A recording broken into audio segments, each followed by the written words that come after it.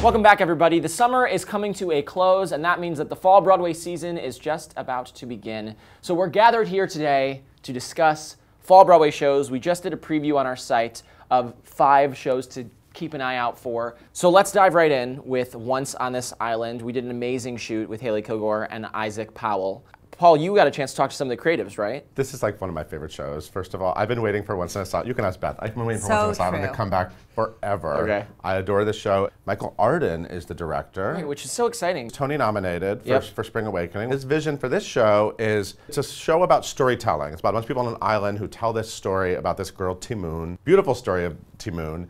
And his concept was to sort of gather them on a blank space and to create it. And they're using like musical instruments.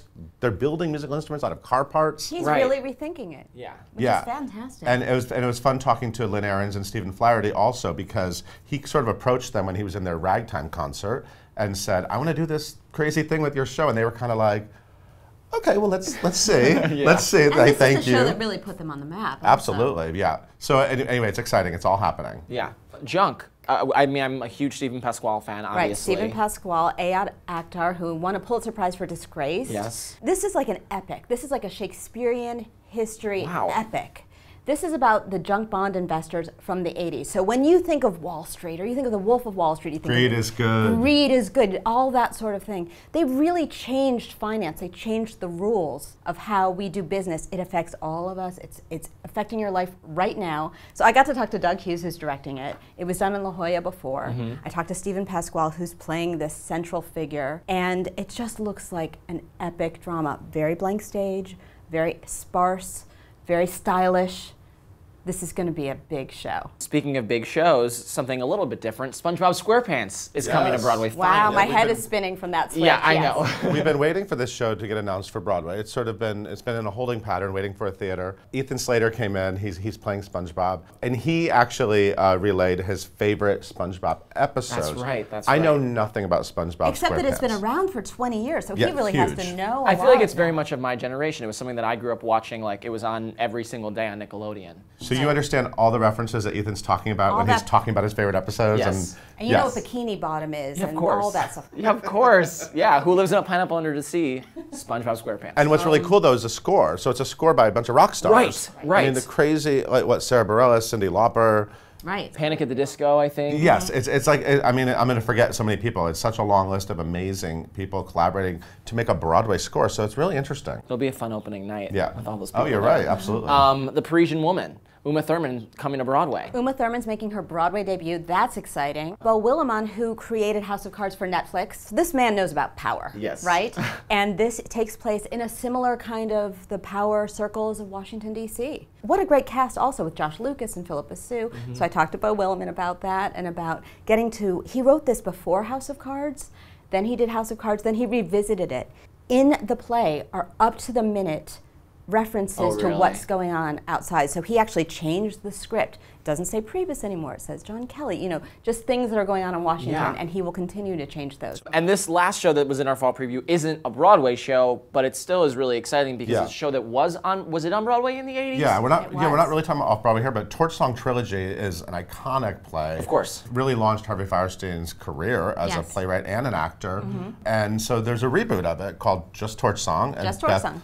I got to talk to Mercedes Ruehl, who I love. So excited. I love her so much. And Michael Urie, who's such an exciting performer. They were talking together. They've got great rapport. It was the day before they started rehearsal. And they were already really excited to work together. This is a very contentious mother-son relationship.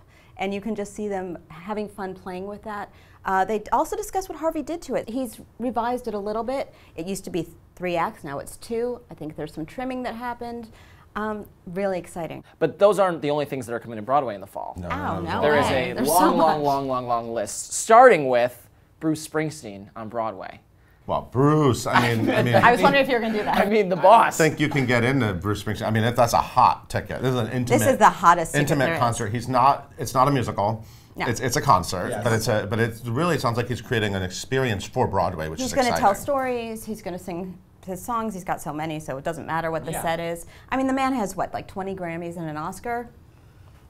He's the boss for a reason. It's going to be exciting to have him around. It'll be very exciting. We also have The Band's Visit, which is a show that was off-Broadway last season. I know you were such a huge fan of that show. I'm such a huge fan of The Band's Visit. This is David Yazbek. We love David Yazbek. Itamar Moses wrote it with him.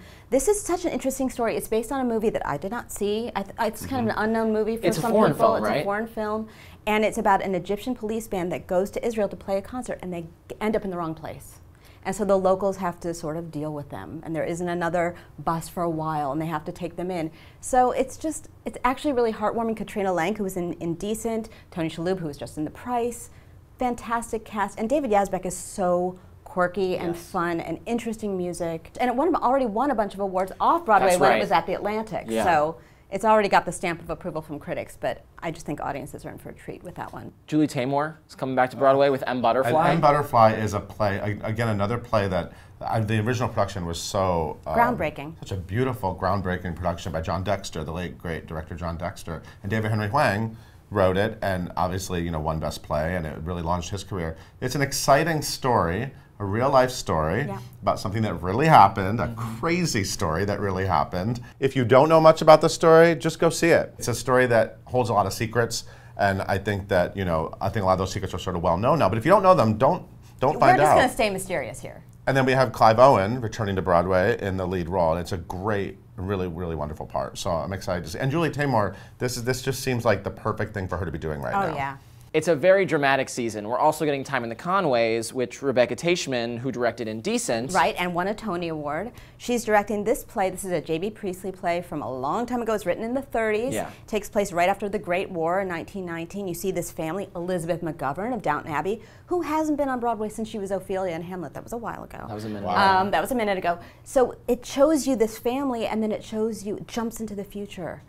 19 years, so it's a time-jumping play. Yeah. So you get a real perspective of, and I have never seen this play, but this is what I know of it. You get a real perspective of this family from different points in time. So your compassion, your interest changes. It's like Grey Gardens. Always bringing it back to musicals. Another show I don't know anything about, Farinelli and the King. So Mark Rylance, who's coming back an Oscar winner. The genius. He's so fancy now. I mean, he used to 20, we don't know. He used to just have a lot of Tony Awards. Now he has an Oscar.